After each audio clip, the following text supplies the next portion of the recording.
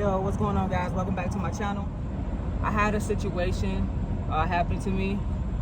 My truck, my check engine light came on the other day when I was driving, and I knew that it was going to be an issue. Normally when your check engine light comes on, it's letting you know that something is happening that it shouldn't. No less than 30 minutes, my truck started slowing down.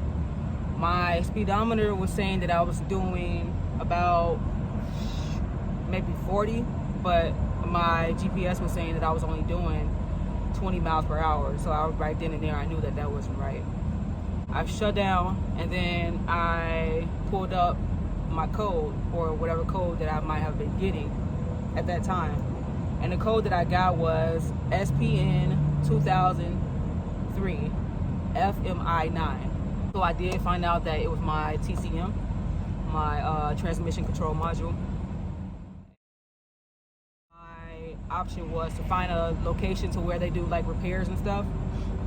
So I looked up a repair center that was closest to me, and the closest one was Pilot. You know, they have at the little truck stops, they have like service centers and stuff for trucks, and like Pilot and Loves and stuff like that.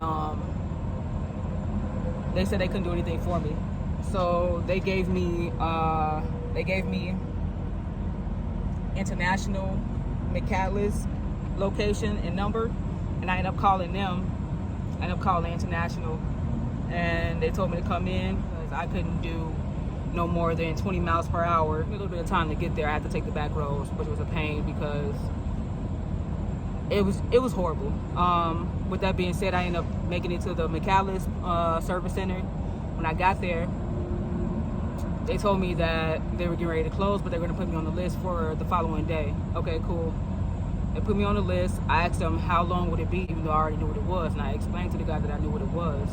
He told me it was going to take an hour. Okay, cool. How much is an hour?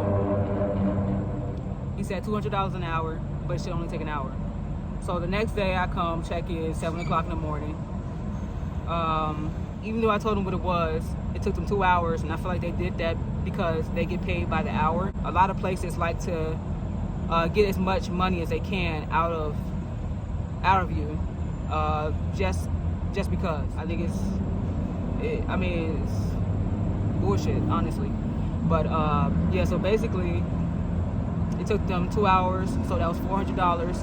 They charged me $200 to take the old part off and put the new part on, so that was $600. And then they charged almost $700 for the control module itself.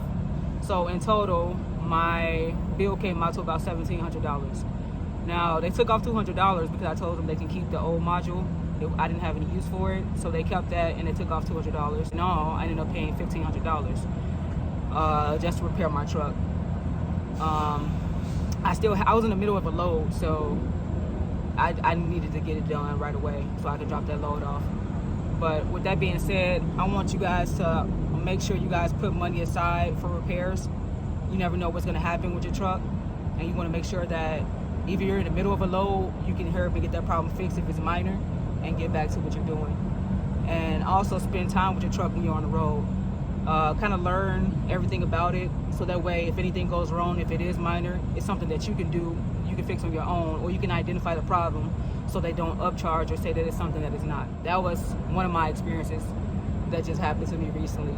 But again, my truck is back up and running, so I'm grateful for that. So yeah, let's get on to the next problem.